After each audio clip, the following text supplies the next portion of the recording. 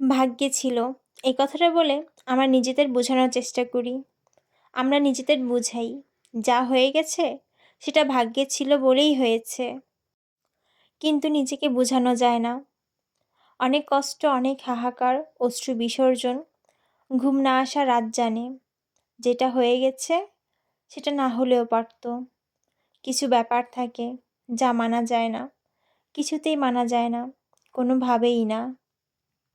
Hello everyone, আসসালামু আলাইকুম। সবাই কেমন আছেন? আশা করি আল্লাহর রহমতে সবাই খুব ভালো আছেন।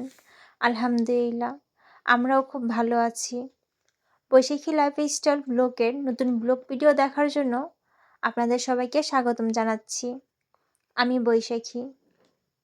আমার ভিডিওগুলো যে আপুরা ভাইয়ারা দেখেন বা দেখছেন তাদের সবার সুস্থতা কামনা করে আজকের ভিডিওটি শুরু করছি। আজকের ভিডিওটা সকালে নাস্তা দিয়ে শুরু করলাম। আজকে নাস্তা করব ডিম পরোটা, তাই সবার জন্য ডিম আর পরোটা ভেজে নিলাম। এই তো নাস্তা তৈরি, এখন সবাই খেয়ে নিব। সাথে একটু খেজুরের গুড় নিলাম। গরম গরম পরোটার সাথে খেজুরের গুড় খুব ভালো লাগে খেতে। নাস্তা শেষ করে দুপুরের জন্য মুরগি নামিয়ে নিলাম।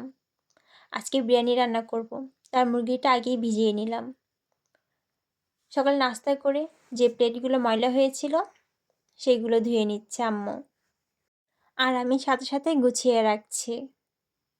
বড় বড় কাজগুলো আম্মুই করে, আমি ছোট ছোট কাজগুলো করি, কারণ আমার সেগুলো করতেই ভালো লাগে। আরও বেশি ভালো লাগে আম্মু যখন কাজ করে তার পাশে দাঁড়িয়ে থেকে কথা বলতে, আর কীভাবে কাজ করে সেটা দেখতে। এখন অনেকেই বলবেন আম্মুকে দিয়ে কেন এগুলো করাচ্ছি। আমি এই কাজগুলো করতে চাইলেও আম্মু করতে দেয় না। আম্মুর ভালো লাগে এগুলো করতে, আর বলে সারা জীবন তো কাজ করবি, এখন আমি করে দিই যতদিন আছি। এই কথা বলে বলে সব কাজ আম্মু নিজেই করে, আমার আর করা হয় না, আর করতেও দেয় না। তবুও ইদানিং ভিডিও করার অজুহাতে টুকিটাকি কিছু করা হয়, যা ভিডিওতে দেখানো হয় তাই করি, বাকি সবটা আম্মুই করে। এই পর্যায়ে যারা আমার ভিডিও দেখছেন তাদেরকে বলি আমার চ্যানেলটি সাবস্ক্রাইব করে পাশ থেকে বেল আইকনটি বাজিয়ে দিবেন, যাতে করে আমার নিত্য নতুন ভিডিওগুলো সাথে সাথে আপনারা দেখতে পারেন। আম্মুর প্লেট বাটি ধোয়া হয়ে গেছে, এখন বেসিন ধুয়ে নিচ্ছে। আম্মু যতবার প্লেট বাটি ধুবে ততবার বেসিনটা ধুয়ে নিবে, এটা তার অভ্যাস। ভালো লাগে না বেসিন না ধুলে। তো বেসিন ধোয়া শেষ, এখন আমি বিছানার চাদরটা চেঞ্জ করছি।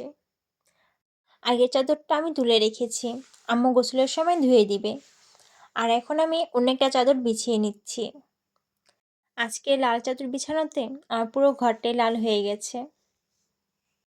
আমার কাছে বিছানার চাদর লাল, নীল, হলুদ এগুলোই ভালো লাগে, মনে হয় বিছানাটা ফুটে আছে। আম্মুর কাছে সব থেকে কষ্টের কাজ হলো বিছানা গোছানো আর ঘর ঝাড়ু দেওয়া, তাই কাজগুলো আমিই করি, বাকি সব কাজ আম্মু করে। আমার বিছানা গোছানো হয়ে গেছে, এখন আমি ফ্রিজটা মুছে নিচ্ছি। দিনে কতবার যেটা মোছা হয়, তবুও বালু দিয়ে মেখে থাকে, মনে হয় কত বছর ধরে মুছি না। তাই এখন ঠিক করেছি বালু দিয়ে ফ্রিজ ঢাকবো না, একটা কাপড় দিয়ে ঢেকে নিব। এই টেবিল ক্লথটা অনেক আগে বানানো হয়েছিল, কাজে লাগেনি, এখন কাজে লেগে গেল। যদি আমার ফ্রিজটা এমনিতেই খুব সুন্দর, তাই টেবিল ক্লথ বিছানোর ইচ্ছে ছিল না, তবুও কিছু করার নেই। ধুলাবালির হাত থেকে বাঁচাতে ফ্রিজটা ঢাকতেই হলো। দিনে যে কতবার মুছতে হয় তার কোনো ঠিক নেই, তবুও ধুলাবালি এসে ভরে থাকে, দেখলে মনে হয় সারাদিনও একবার মোছা হয়নি। সব কিছু মোছা হয়ে গেছে, এখন আমি ঘরটা ঝাড়ু দিয়ে নিচ্ছি। ঘর ঝাড়ু দেওয়া হয়ে গেলে আমি রান্নাটা বসিয়ে দিব। এখনও শীত ভালো করে পড়েনি, তবুও ফ্লোরে হাঁটতে গেলে ঠান্ডা ঠান্ডা লাগে। শীতের দিনের জন্য এই নেটের পাপোশগুলো অনেক ভালো, শুকানোর কোনো ঝামেলা নেই, রোদ না হলেও চলে। আমার ঘর গোছানো শেষ, এখন রান্না করে নিব।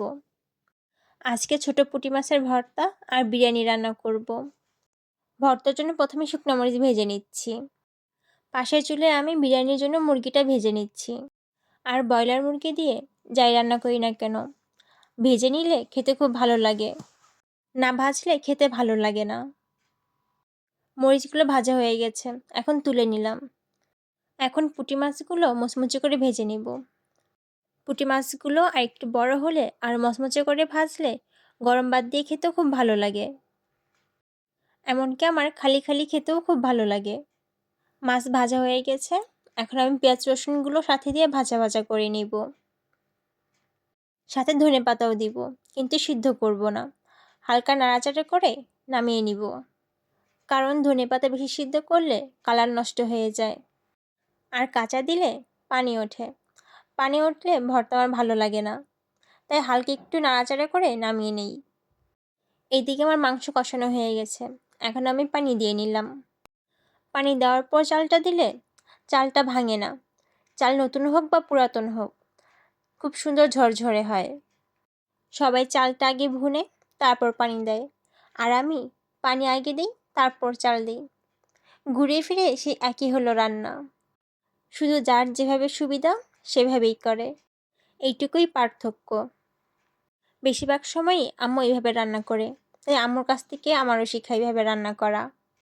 এই তো আমার বিরিয়ানিটা প্রায় হয়ে গেছে, আরেকটার সময় দমে রাখলে আমার বিরিয়ানি কমপ্লিট। ওইদিকে আম্মু ভর্তা বানাচ্ছে। ভর্তা বানানো হলে সবাই দুপুরে গরম গরম বিরিয়ানি খেয়ে নিব ভর্তা দিয়ে। আমার বিরিয়ানি খুব ভালো লাগে, হোক সেটা গরুর বিরিয়ানি কিংবা মুরগির, আমার বিরিয়ানি হলেই হলো। এতক্ষণ পর্যন্ত যারা ধৈর্য ধরে আমার ভিডিওটা দেখেছেন তাদেরকে অসংখ্য ধন্যবাদ। যদি আজকের ভিডিওটা আপনাদের ভালো লাগে তাহলে লাইক, কমেন্ট ও শেয়ার করতে ভুলবেন না। আপনাদের দেওয়া একটি লাইকে আমি আরও ভিডিও বানাতে উৎসাহ পাবো। আর ভিডিওতে কোনো ভুল ত্রুটি হলে ক্ষমা দৃষ্টিতে দেখবেন। আজকের ব্লগ আমি এখানেই শেষ করছি। সবাই ভালো থাকবেন এবং আমার জন্য দোয়া করবেন, আমি যেন আপনাদেরকে নতুন নতুন ভিডিও উপহার দিতে পারি। আল্লাহ হাফেজ। আসসালামু আলাইকুম।